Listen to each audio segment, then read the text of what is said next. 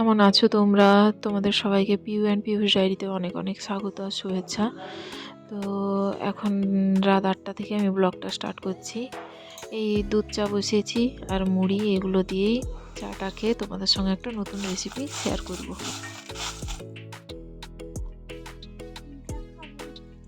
Hello friends, কেমন আছো তোমরা? এখন থেকে ব্লগটা শুরু করলাম। তো তোমরা দেখতেই পাচ্ছ এখন মুড়ি আর চা নিয়ে বসেছি। আর এখন কটা বাজে জানো? এখন বাজে রাত 8টা। তো খুব খিদে পাচ্ছিল, তাই জন্য মুড়ি আর চা নিয়ে বসেছি। তো আজকে তোমাদের সঙ্গে অন্য একটা নতুন একটা রেসিপি শেয়ার করবো। তো মুড়িটা খেয়ে নিই, তারপর তোমাদের সঙ্গে রেসিপিটা শেয়ার করবো। কিন্তু এখন কেমন খাচ্ছে।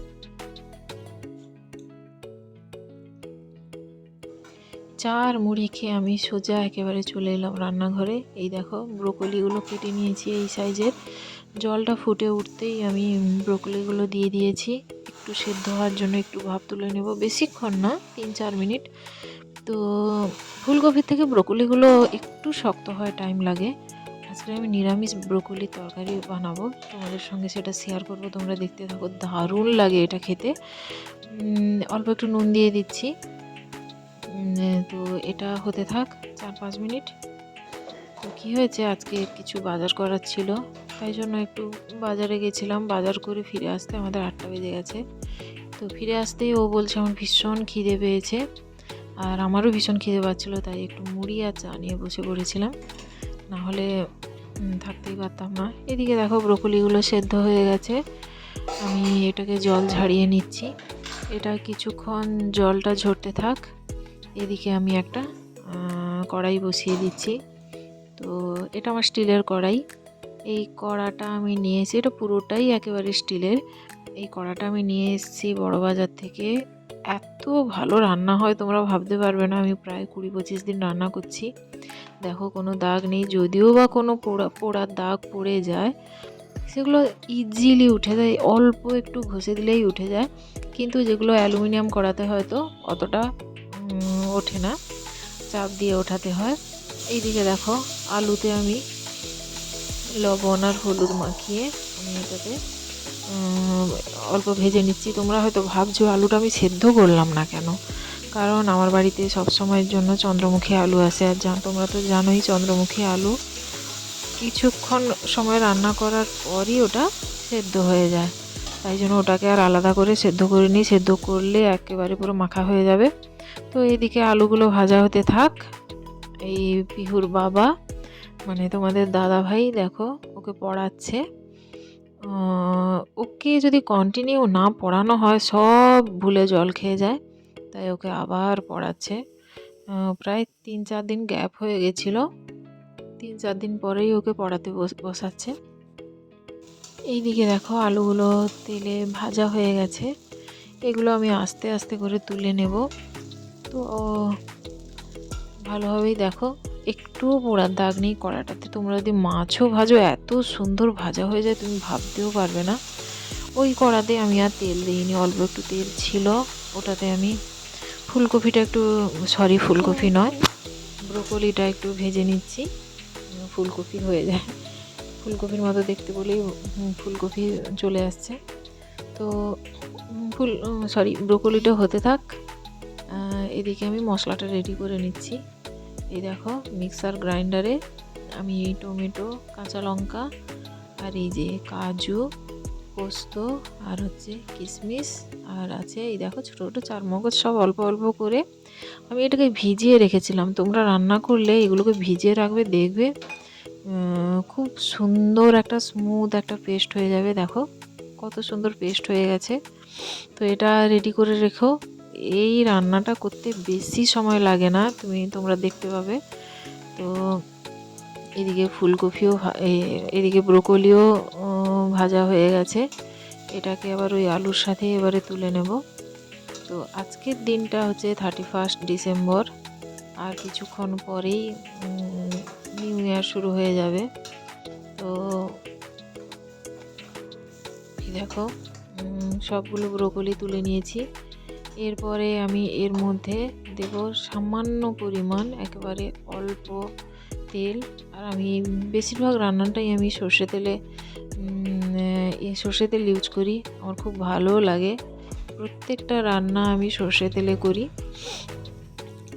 কড়াটা তেল দিয়ে তেলটা অল্প গরম হয়ে গেলেই এরপরে আমি ফোড়নে দেব দারচিনি, যাকে বলে গোটা গরম মশলা, দারুচিনি ভেঙে দিয়েছি, এই হচ্ছে এলাচ, আর দেব লবঙ্গ, আর গোটা জিরে দেব।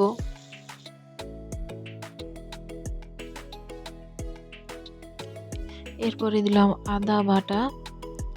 আদা যেহেতু তেলে দিলেই ছিটকায়, তো আমি আদা দেওয়ার সাথে সাথেই দিয়ে দিচ্ছি হলুদ গুঁড়ো। তো এটাকে আদার সঙ্গে কিছুক্ষণ তেলের সাথে একটু নাড়তে থাকবো। এটা কিছুক্ষণ হয়ে গেলেই যে মিক্সার গ্রাইন্ডারে যে পেস্টটা আমি করে রেখেছি, মশলার পেস্টটা, ওটা আমি জল দিয়ে ভালো করে ধুয়ে আমি এই কড়ার মধ্যে দিয়ে দিলাম। ব্যাস, এইটুকুই কাজ। এরপরে সামান্য একটু কাজ আছে, ওটা হয়ে গেলেই রান্না একেবারে রেডি। তো এই মশলাটাকে কিছুক্ষণ কষতে হবে। মশলাটা কিছুক্ষণ কষা হয়ে গেলেই এর মধ্যে ব্রোকলি আর আলু যে ভেজে রাখা আছে তেলের সাথে, ওইটা আমি মশলাতে দিয়ে দেব। আর মশলাতে দিয়েই আমি একদম অল্প আঁচে আমি এটাকে লাড়তে থাকবো। তো এরপরেই আমি এর মধ্যে দিয়ে দিচ্ছি জিরে গুঁড়ো, ধনে গুঁড়ো আর কাশ্মীরি লঙ্কার গুঁড়ো দিয়ে আমি কিছুক্ষণ ঢাকা চাপিয়ে চাপিয়ে এটাকে রাঁধতে থাকবো। তো কিছুক্ষণ মশলার সঙ্গে এটা রান্না হয়ে এলেই এরপর আমি এর মধ্যে জল মিশিয়ে ঢাকা চাপিয়ে দেব।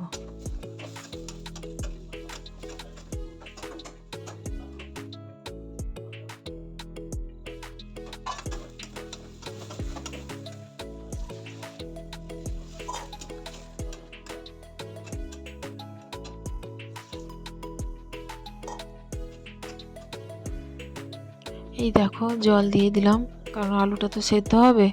তো জলটা দিয়ে আমি পরিমাণ মতো লবণ দিয়ে আমি ফুট উঠে এলেই আমি ঢাকাটা চাপিয়ে দিচ্ছি। তো আমি এই ভিডিওটা মিউট করে রেখেছি, কারণ ব্যাকগ্রাউন্ডে মিউজিক এসছে, কারণ আমাদের বাড়ির পাশে একজনের বাড়িতে মিউজিক বাজাচ্ছে। তো ওটাতে কপিরাইট ক্লেম চলে আসবে বলে আমি বন্ধ করে রেখেছি। তো চলো, রান্নাটা যতক্ষণ হতে থাকবে ততক্ষণে আমি আমার প্রোডাক্ট এসছে মামাআর্থ থেকে। তো কী প্রোডাক্ট এসছে তোমাদেরকে আমি শেয়ার করব। তো চলো প্যাকেটটা খুলে দেখি। তো প্রথমে আমি প্যাকেটটা খুলছি কাঁচি দিয়ে।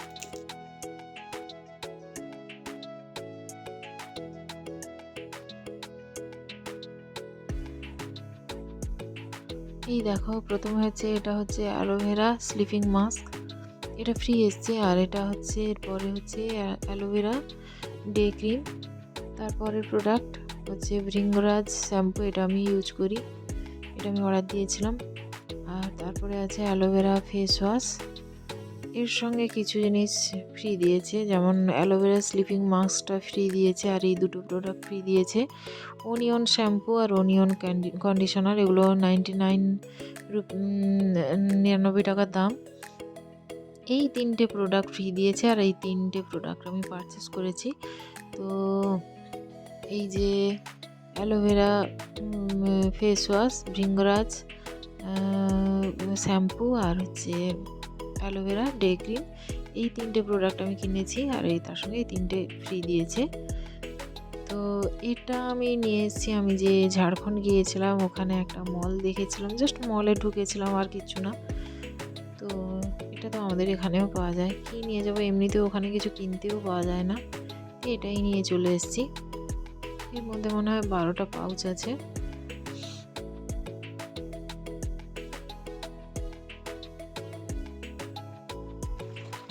এই দেখো, ব্রোকলির কারিটা একেবারেই রেডি হয়ে গেছে। দেখো, আলুগুলো সেদ্ধ হয়ে গেছে। এবার জাস্ট স্বাদের জন্য সামান্য চিনি আর 1 চামচ ঘি দিয়ে ব্যাস নামিয়ে নেব। এই রান্নাটা একেবারেই রেডি।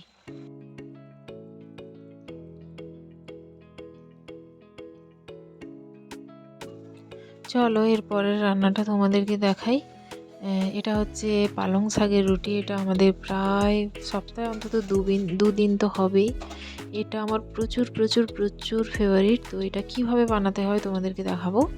তো দেখো, পালং শাক অল্প কুচিয়ে নিয়ে যে যেমন খাবে, যার বাড়িতে যতজন সদস্য সেই হিসাবে আমি নিচ্ছি। এটা আমার আছে 1 আঁটি। পালং শাককে আমি কুচিয়ে সেদ্ধ করে নিচ্ছি। জাস্ট 2 মিনিট ফুটবে, তারপরেই তোমরা নামিয়ে নিও। নামিয়ে নেওয়ার পরে ওটা অল্প নুন দেবে সেদ্ধ করার সময়। নামিয়ে নিয়ে ওটা মিক্সার গ্রাইন্ডারে পেস্ট করে নিতে হবে।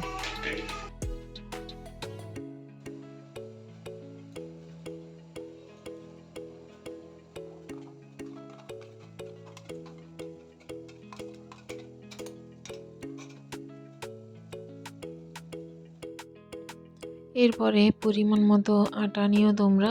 আটা নেওয়ার পরে লবণ, অল্প চিনি আর রিফাইন তেল দিয়ে এটাকে ভালোভাবে মাখতে হবে। মাখার পরে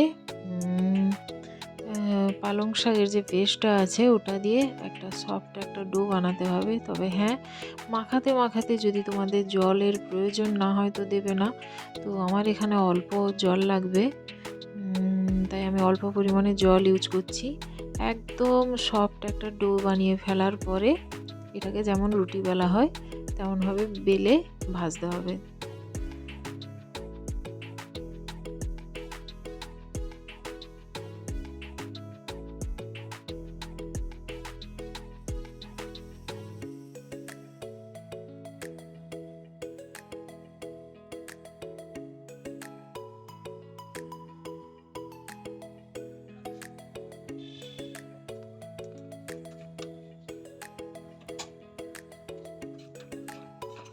এই দেখো, রুটিগুলো কত সুন্দর সবুজ লাগছে না? আর ফুলছেও খুব সুন্দর। প্রত্যেকটা রুটি আমার খুব সুন্দর ফুলে যাচ্ছে, আর রুটিগুলো দেখতেও একেবারে একদম সবুজ সবুজ লাগছে। তো আমার এই রেসিপিটা এত ভালো লাগে।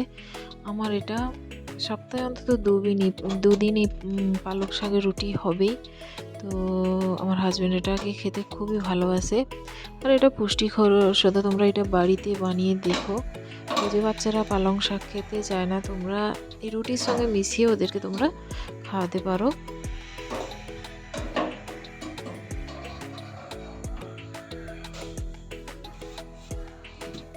এই দেখো, রুটিটা দেখো কতটা সফট হয়েছে। তো আমার রান্না একেবারে রেডি। তো চলো পিউকে এবার খাওয়াবো। পিউকে খাওয়াতে খাওয়াতে আমরা নিজেরাও খেয়ে নেব। তো টেস্ট করে দেখলাম, ব্রোকলির তরকারিটা এত সুন্দর হয়েছে তোমরা ভাবতেও পারবে না। তো পিউ তো খেয়ে নিচ্ছে। তো আজকের মতো ভিডিওটি এই পর্যন্ত। ভিডিওটি যদি ভালো লেগে থাকে লাইক কমেন্ট শেয়ার করতে একেবারেই ভুলো না। তোমরা যদি নতুন হয়ে থাকো তো অবশ্যই আমার চ্যানেলকে সাবস্ক্রাইব করে দিও।